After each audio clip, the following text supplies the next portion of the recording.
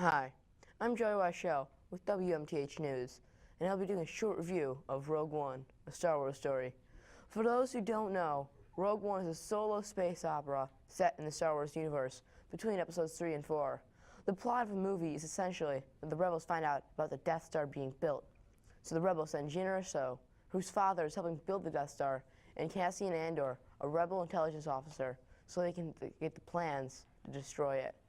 Before the movie was released, many people, including myself, were wondering how it would work out with the continuity and in its end in relationship with Episode 4. Although I thought I can't tell you the exact answer for spoilers, I will tell you that the continuity does work out very well. Many rumors are going around about where it would end in relation to Episode 4. Many said that it would end within a few seconds of Episode 4, and they were right. I feel like they were trying to make and sell a war movie instead of like a normal Star Wars style. But it's not like other classic war movies, because in most good films, it's not about the heroes on a mission that if they fail, the whole galaxy is destroyed. I'm not saying the movie's bad, I'm just saying in my opinion, it's not a war movie. The plot of the story was good, very suspenseful and action-filled. The CGI and other special effects were also very good. All the performances from the actors and actresses were top-notch. They all interacted pretty well throughout the movie. Overall, the movie was pretty good. I would give the movie an 8 out of 10. IMDb gave it a 8.1 out of 10, and Rotten Tomatoes gave it an 85%. I would definitely recommend this movie to anybody, but especially Star Wars fans. Thanks for listening. I'm Joey Weichel, and now to Scott. In the movie industry, there are many underrated films that are harshly looked on by critics. Step Brothers is one of these movies, with very memorable quotes that I'm sure lots of people say constantly. Does this movie deserve all the hate it gets? Dumb and Dumber was stupid if you judged it harshly. Critics think it's an amazing movie. It is a good movie, but they shouldn't judge Step Brothers this harshly. Step Brothers stars Will Ferrell and John C. Reilly, who have been together in many other films such as Talladega Nights, Anchorman 2, and their newest film, Holmes & Watson. The plot of the movie is that Ferrell and Reilly are both 40-year-old men who still live with their parents. Ferrell, as portrayed by Brennan Hoff, lives with his mom, while Reilly, who is Dale Doback, lives with his dad. Since Nancy, Brennan's mom, marries Robert, Doback's dad, during the wedding we see that Brennan and Dale already hate each other. Over time in the movie, we learn that Brennan used to be a singer, but his little brother bullied him at a play and stopped him from singing. We also figure out Dale is a drummer. As they fight over Brennan touching Dale's drum set, Robert takes away the TV during Shark Week. Brennan and Dale start to become friends for their shared interest in music. Since that's one problem out of the way, Nancy and Robert want to retire and sail the world and sell their house, so they have to find jobs. I won't explain anymore, but you should see this movie. Well, the TV edited version if you don't like harsh language. And now to Reese Jordan. Hello, I'm Reese Jordan, and I will be doing an entertainment media review on Pirates of the Caribbean, The Curse of the Black Pearl, the first of the 4 Pirates of the Caribbean movies. Jack Sparrow, Johnny Depp, is a classical pirate, but needs to be captain of a ship to be taken seriously. Captain Barbossa, who plays as Geoffrey Rush, stole Jack Sparrow's ship, the Black Pearl, and he attacks Port Royal, where Jack Sparrow is currently imprisoned. Captain Barbossa captures Elizabeth Swann, Keira Knightley, the governor's daughter, and Will Turner, who's Orlando Bloom, a local blacksmith and childhood friend of Elizabeth, pairs up with Jack Sparrow to search for Elizabeth and get back the Black Pearl. The characters in this movie all play a great role. Johnny Depp plays a great Jack Sparrow, and he is laid back and humorous and wants to be recognized as a great pirate.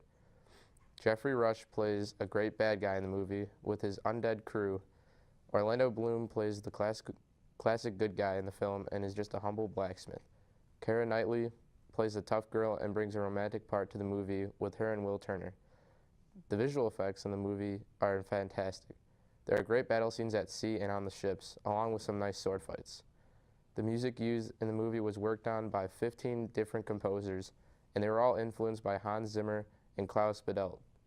The first shot of the movie, the ship coming out of the fog, is really just 5 shots cut together to appear seamless. I would definitely recommend Pirates of the Caribbean, The Curse of the Black Pearl, and the 3 other movies to watch. The 5th movie, Dead Men Tell No Tales, is coming out in May, and I'm excited to see that, and I would definitely recommend to see that. And now, on to my colleague, Aiden Gentile. Thank you, Reese. Hi, my name is Aiden Gentile, and I'm here to tell you about one of Alfred Hitchcock's classic films, Vertigo. Vertigo is the story of a detective, John Ferguson, who is hired by his close friend Gavin to follow his wife, Madeline, because he thinks that she might be in grave danger. Gavin suspects that she is being possessed by a woman from long ago and is trying to make her kill herself. While John tries to stop her, he is also falling in love with her at the same time. John must save Madeline before she is dead. I overall think the actors delivered a great performance, a great show performed by James Stewart from 1946's classic film It's a Wonderful Life, and Kim Novak from the classic film The Man with the Golden Arm. Personally, I think that Vertigo is Alfred Hitchcock's second best film. My personal favorite is Rear Window. I also really love the aesthetics of Vertigo. They had some really cool shots, such as when the screen changes color with effects behind James Stewart's head. I also really like the very famous shot known as the Zolly shot, or as some people call it, the Vertigo shot. The Zolly shot is a zoom and dolly shot, so it can be used as when you zoom in on your image, the camera is moving further away, or the other way around. People have been calling it the Vertigo shot because it has been created before, but Alfred Hitchcock was really the first director to use it in a motion picture. And in conclusion, I say that Vertigo was a visually stunning and spectacular thriller from Alfred Hitchcock. The actors and actresses delivered a great performance. The aesthetics are amazing, especially in the year of 1958. I strongly recommend seeing this film. Now to my colleague, Paul Schmidt. Good morning. My name is Paul Schmidt, and today I'll be reviewing one of the most spectacular war movies to date, Saving Private Ryan. Directed by Steven Spielberg, Saving Private Ryan had amazingly realistic visual effects even today, as it was made in 1998. Spielberg showed them off in only the second scene of the film, his reenactment of D-Day. The movie begins off the coast of Omaha Beach on D-Day, and a company of U.S. soldiers led by Captain Miller, portrayed by Tom Hanks, fight their way up the beaches and eventually seize control. This is considered to be one of the bloodiest and violent scenes in movie history, as the ocean tides are red with blood. Among the many casualties in this battle was a man named Sean Ryan. The United States War Department is then informed that 3 different Ryan brothers are killed in action around the same time in the war. Fortunately, there's still one brother that isn't KIA. To prevent the mother from more suffering, they send Captain Miller's company to find and rescue Private James Francis Ryan, portrayed by Matt Damon, who's in the 101st Airborne Division and is somewhere in the French countryside. They march through the French blockade searching for someone who maybe knew where his company ended up. They move through towns and heavily fortified machine gun outposts. Along the way, the soldiers begin to wonder what Captain Miller did before the war, and he finally tells them, and it ultimately brings them closer. The insane special effects, well-written script, great visuals, a fantastic score by John Williams, and acting that you never forget all work together to create not only one of my favorite films, but one of the best films of all time. I would rate this movie a 10 out of 10 and would recommend it to anyone interested in war and a great storyline. And now I'm going to pass it on to Dominic Booty. Thanks, Paul. Hi, I'm Dominic Booty, and today I'll be reviewing the movie My Cousin Vinny.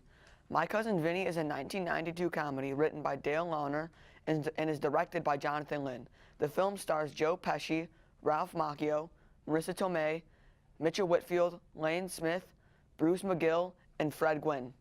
Bill Gambini and Stanley Rothstein, friends from New York, received scholarships to UCLA in California. They decide to drive there through the South. Along the way, they stop at a local convenience store in Alabama. While there, they accidentally steal a can of tuna. Shortly after they leave, they are arrested and believe it was for the can of tuna they accidentally stole. But in reality, after they left the store, a man was killed and they are being blamed for it. To make it worse, it was punishable by death if found guilty. Since the 2 boys cannot afford a lawyer, they need to hire Bill's cousin, an inexperienced lawyer, Vinny, who needs to get them out of this very sticky situation. The characters in this movie did a very good job in portraying a situation near death, but having comedy and many, many scenes. Vinny, played by Joe Pesci, is my favorite character from the movie, and I feel the best actor. He brought many good things to the movie and a lot of funny scenes. The movie was filmed recently, adding things to make the movie really good that you wouldn't even realize, with camera angles and position of the characters. Overall, I think it's a great movie, and I would recommend it to all. And now to my colleague, Grace Taglia. Hi, my name is Grace Taglia, and the movie I'm reviewing is Hidden Figures. This movie is about 3 women who were the masterminds behind the launch of astronaut John Glenn into orbit. These women were so skilled that they're known as human computers. Their performance in this movie was amazing. The main characters, Dorothy Vaughan, Mary Jackson, and Katherine Johnson, portrayed strong, bright women who were determined to put all their effort into their work. This movie has already been nominated for 2 Golden Globes. The main conflict of this movie is discrimination. In the beginning of the movie, we see that the three main characters struggle with this often, as they're seen as less than and not qualified enough to do the job, which is very untrue. They're essentially the secret weapon in the launching of John Glenn and the space race as a whole.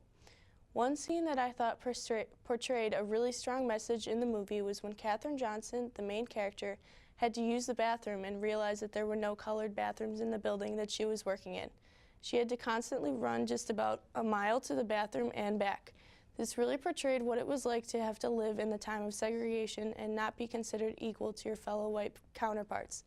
Overall, this movie portrayed the hardships that the women working at NASA faced before the Civil Rights Act. I would highly recommend it to anybody, as it's very moving and really makes you think.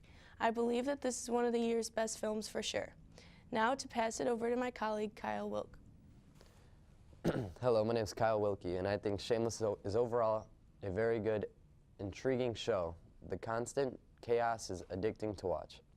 The show is based on Chicago's South Side, with a big family living in poverty with constant problems. And the farther you go into the show, the more crazy you will see it gets. The Gallagher family consists of an alcoholic father named Frank, with a mostly absent mother named Monica. The older sister, Fiona, takes care of her 4 brothers and sister. Carl, Ian, Liam, and Lip are the 4 brothers in the family. And their little sister's name is Debbie. The father seems to be the root of many of their issues, with his frequent drug and alcohol abuse, and he doesn't seem to really care about his family, and is a compulsive liar. The further the show goes on, his family seems to disown him more and more. There is a constant search for money in the household. They always seem to be scrummaging up as much money as they can to survive. But they always manage. Fiona goes through boyfriends and jobs, it seems like every month, but tries her best to keep her and her siblings above water. While Frank isn't freeloading at Fiona's house, he's down the street using Sheila for a place to live. They're also very close with the neighbors Kevin V that recently had twins.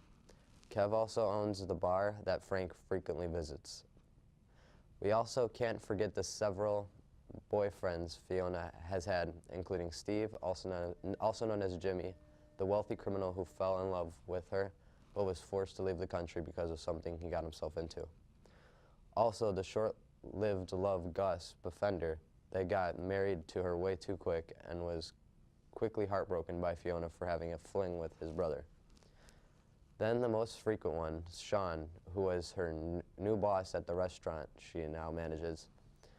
They were together and what looked like in love, but a lot went down on their wedding day, rooting from the evil of Frank, showing up to the wedding drunk and ruining it all by exposing Sean as a junkie that was supposedly clean.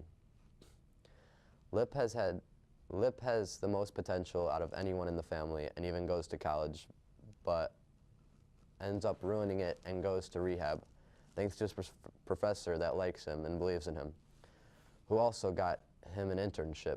But before college came up, he was on and off with 2 girls, Karen and Mandy. But they both faded away after the bitter Mandy hit Karen with her car. Carl has always been a juvenile delinquent, starting at doing smaller things to get him in trouble, but he then went to drug dealing, which eventually got him sent to juvie for getting caught with a large amount of coke. He willingly went to juvie and made sure he got the max sentence by insulting the judge. He later came out with cornrows and hit the streets selling guns to everyone with his friend for a while. For a while he was making real good money, but later dropped it all after seeing his friend beat a young boy to death for stealing his bike. His friend has been arrested since, and he's recently been on the up and up since he met a new girl and her respectable father who has been steering him down the right path. Then there's Ian, Debbie, and Liam. Ian was working at a convenience store for a while where he had a thing with one of his bosses, which was a guy. He then went to the military, but had a bipolar meltdown, tried stealing a helicopter, failed, and went AWOL. After he got away from the base, he was not doing good as he was using coke daily and working for a gay nightclub. He was eventually arrested but released because of his disorder. He's been doing better, got a boyfriend, and works for the fire department now. Debbie is having a rough time since getting knocked up and choosing to keep the baby. She is being kicked out of the house soon, but is making money from stealing expensive strollers. Then little Liam has to be surrounded by all this chaos. He's a black baby in a white family and is only really needed to panhandle with Frank. Thanks for watching.